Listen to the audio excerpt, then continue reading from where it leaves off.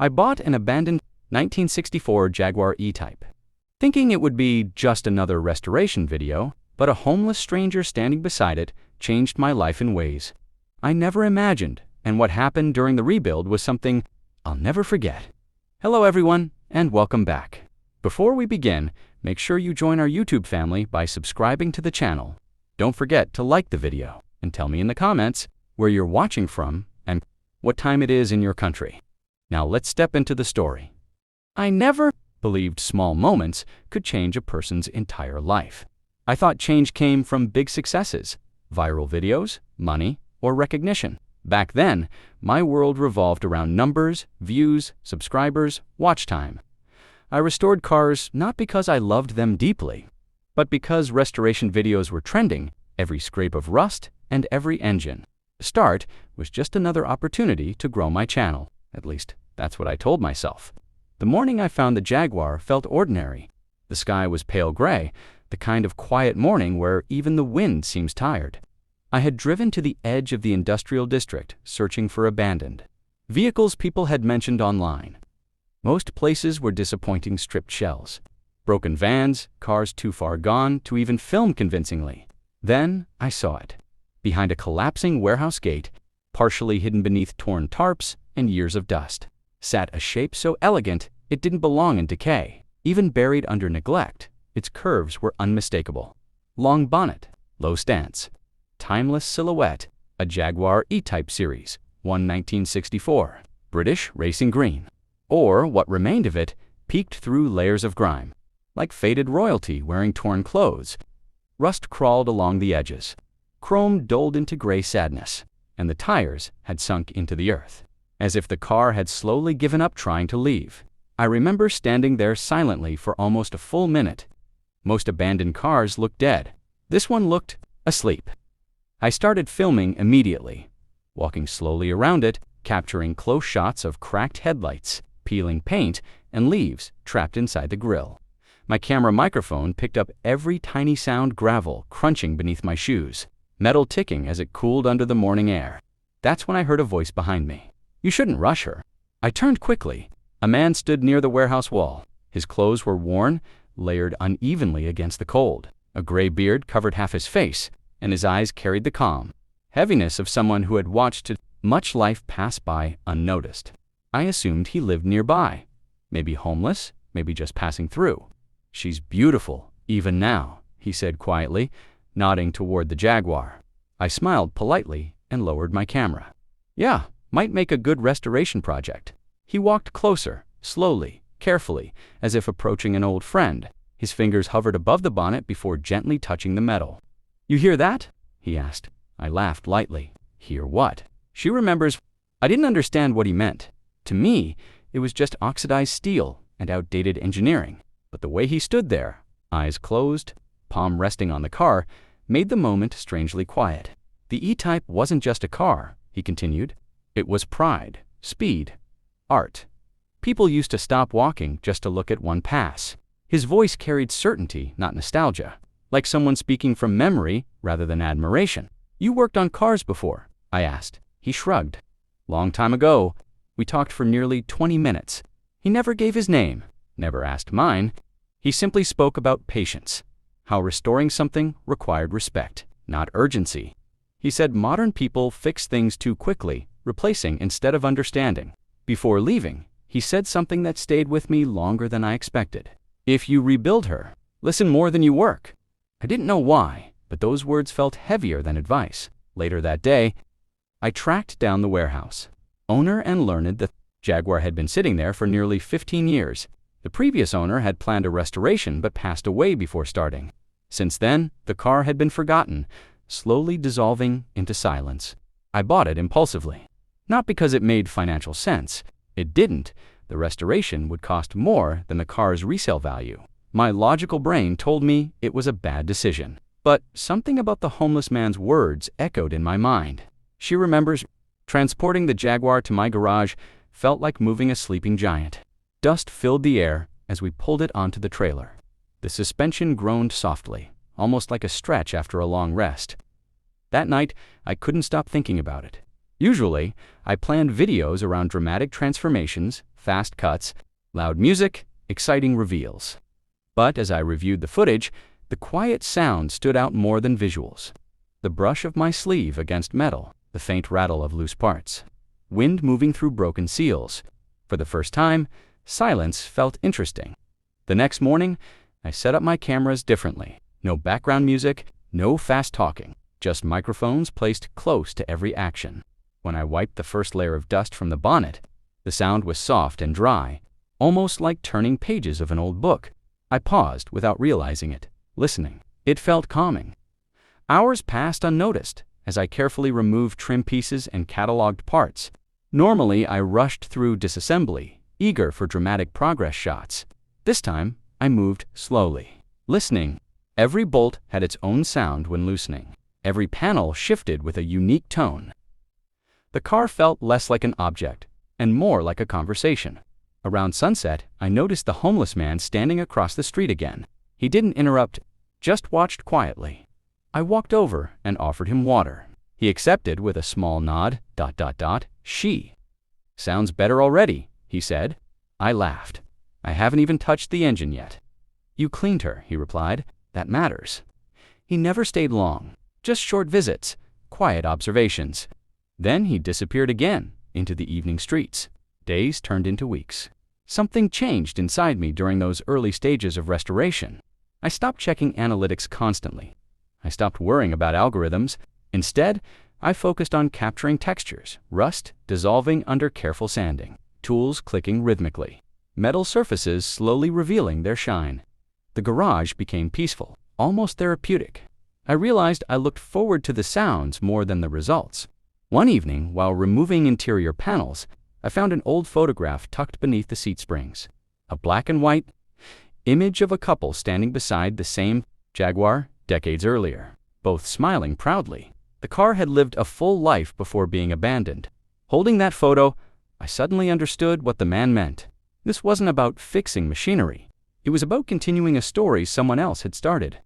That night, as rain tapped softly against the garage roof, I sat beside the partially dismantled Jaguar and listened to the quiet echoes of tools settling, metal cooling, and water dripping outside. For the first time in years, I wasn't thinking about success. I was simply present. And without realizing it, my life had already begun to change, not because of the car itself, but because a stranger with nothing had taught me how to see value in something the world had forgotten. I didn't know yet how deeply that lesson would affect me, but the restoration had truly begun, not just for the Jaguar, but for me. The real restoration began the day I opened the engine. Until then, everything had felt like preparation, cleaning, cataloging, observing, but lifting the long bonnet fully and facing the silent heart of the Jaguar changed the atmosphere inside the garage. The legendary inline-six engine sat frozen in time, coated with oil that had hardened into dark varnish. Dust rested over every surface, like years of forgotten sleep. I placed microphones closer than usual, almost instinctively, one near the engine bay, one beside my tools, one close to where metal would meet metal again. I wasn't trying to create ASMR content intentionally, but I had started to understand something. Sound carried emotion better than words. The first bolt resisted completely. When it finally broke free, the sharp metallic crack echoed through the garage. I paused after the sound faded, realizing I was smiling for no reason. Months earlier, I would have cut that pause from the video. Now, the silence afterward felt just as important as the action itself. Piece by piece, the engine came apart. Each component told a story. Carbon deposits revealed years of combustion. Scratches showed movement long stopped. Old gaskets crumbled softly in my hands like dry leaves. I cleaned every part slowly, letting brushes glide across surfaces instead of rushing through with machines. The sounds became rhythm. Brush strokes, gentle tapping, air compressor bursts, the soft clink of organized tools. Some nights I worked without speaking at all. Only the sounds filled the space, and strangely, they calmed my thoughts. The anxiety I used to carry worrying about performance, comparisons, growth faded during those hours. One afternoon, the homeless man appeared again. He stood at the garage entrance, watching quietly as I cleaned a piston head in solvent. I noticed he always waited until I looked up before stepping closer. as if respecting an invisible boundary. "How's her heart?" he asked. "Better than expected," I replied. "No cracks. Just neglect." He nodded slowly, clearly relieved. He walked around the Jaguar carefully, studying details most people wouldn't notice: alignment marks, weld seams, the angle of suspension arms. His eyes moved like someone reading familiar handwriting. "You're not replacing everything," he said. "No," I answered, trying to save what I can. A faint smile appeared on his face. "Good new parts make cars work. Old parts make them remember." I didn't question the sentence anymore. Somehow, it made sense. He began visiting more often after that, never long enough to feel intrusive. Sometimes he'd sit quietly while I worked, listening to the sounds just like I did. Other times he'd offer small suggestions, not instructions, just observations. "Let the paint rest between coats. Don't rush tightening cold metal. Listen for vibration before looking for problems." Each piece of advice proved right. Weeks passed, and the garage transformed into something peaceful. Viewers online started calling the videos therapy sessions. Comments described people falling asleep to the sounds of sanding or replaying. Engine assembly clips to relax after stressful days. For the first time, my work was helping people slow down instead of exciting them for a few seconds. The body restoration came next. Stripping the paint revealed scars hidden for decades, small dents, old repairs, imperfections invisible beneath faded layers. Instead of hiding them quickly, I documented every correction carefully. Hammer taps echoed softly as I reshaped panels. Sandpaper moved in steady waves across the bonnet's endless curves. Dust floated through sunlight beams, turning ordinary work into something almost cinematic without trying. The homeless man watched the painting stage closely. When I mixed the British racing green paint, he stood unusually near, eyes fixed on the color swirling inside the container. "They never get this shade right anymore," he murmured. I adjusted the mix slightly based on period references. When the spray gun released its first smooth pass across the body, the garage filled with a gentle hissing sound, consistent, soothing, controlled. ... Green. Returned slowly. Layer by layer, the Jaguar came back to life. Under fresh paint, reflections formed again. The curves regained depth. The car no longer looked abandoned, it looked patient. During drying periods, I restored smaller details: gauges, switches, chrome trim.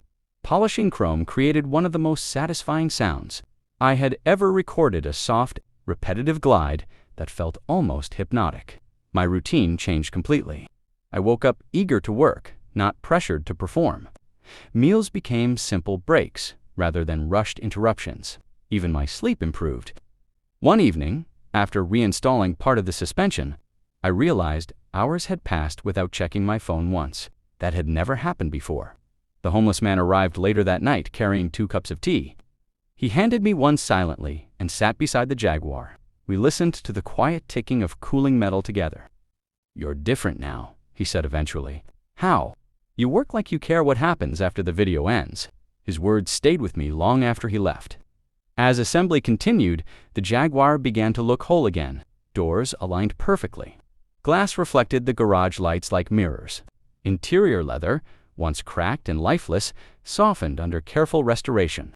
Every installed piece made a new sound, screws tightening with confidence, panels settling into position with precise clicks. Then came the engine reassembly. This stage felt sacred. I installed pistons slowly, lubricating each surface carefully. The soft slide of metal into cylinders produced a deep, smooth sound unlike anything else. Bearings seated perfectly, timing components aligned. Each torque wrench click felt final, meaningful. I filmed everything in long, uninterrupted takes, letting viewers experience the process in real time. Near the end of assembly, the homeless man stood closer than ever before, watching silently. "You nervous?" he asked. "A little," I admitted. "First start is always unpredictable." He nodded. "She'll tell you if you listened well." The wiring was complete. Fluids filled, battery connected. The Jaguar stood ready. Not fully alive yet, but waiting. I turned the key halfway. Electrical systems awakened softly. Gauges flickered. A faint hum filled the cabin. I stopped before ignition. For a moment, the entire garage felt suspended in anticipation. Cameras recorded, microphones captured every breath, every tiny movement. I looked toward the entrance, expecting to see him watching. He was there, leaning against the wall, calm and confident. I realized something then. Somewhere along this restoration, I had stopped working for viewers entirely. I was working for the car, and, maybe for the lesson, he kept quietly teaching me. I took a deep breath, placed my hand firmly on the key, and prepared for the moment. That would decide whether months of patience had truly brought the Jaguar back to life. I waited a few seconds before turning the key. Fully, the garage felt impossibly quiet. Even the outside world seemed to pause, as if everything understood this moment mattered.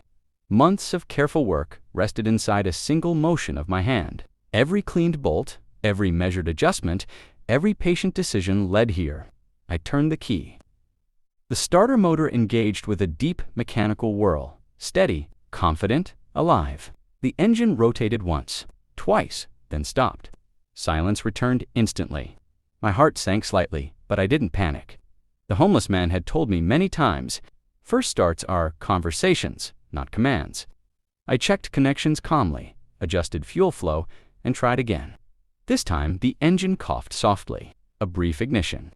Then silence again. The sound echoed through the microphones, raw, imperfect, honest. Instead of frustration, I felt focus. I listened closely, replaying the sound in my mind like a language I was slowly learning. One small adjustment later, I turned the key again. The Jaguar awakened. The inline-six engine roared briefly before settling into a deep, smooth, idle, rich, balanced, unmistakably alive. The sound filled the garage like a heartbeat, returning after years of absence. Vibrations traveled through the floor, through my hands, through my chest. I froze. Not because I was filming, not because the restoration succeeded, but because the sound felt emotional. The engine note wasn't loud or aggressive. It was elegant, controlled power wrapped in refinement. Each combustion cycle blended into a rhythmic hum that felt almost human. I laughed without realizing it. Months of quiet effort released in a single moment. I turned instinctively toward the entrance to share the success. The homeless man wasn't there. I stepped outside, expecting to see him nearby, maybe standing across the street like before. The road was empty. Only evening light stretched across the pavement. I assumed he had left early. Returning inside, I let the Jaguar idle longer, listening carefully. No knocks, no irregular vibration. Just smooth mechanical harmony. Cameras captured everything. The exhaust note, the gentle shaking of the bonnet. Reflections dancing across fresh British racing green paint. That night, I edited almost nothing. I uploaded long, uninterrupted sequences of sound, sanding, polishing, assembly, and finally, the engine's first breath. I didn't add dramatic music or exaggerated reactions. I trusted the experience itself. The response was overwhelming. Messages poured in from people around the world. Viewers described watching the video after stressful workdays, during sleepless nights, even in hospitals while recovering. Some said the sounds helped them relax. Others said the slow transformation reminded them that broken things could return to beauty with patience. For the first time, success didn't feel like numbers. It felt meaningful. Days later, I asked nearby shop owners if they knew the man who had been visiting me. Most shook their heads. One older mechanic paused when I described him.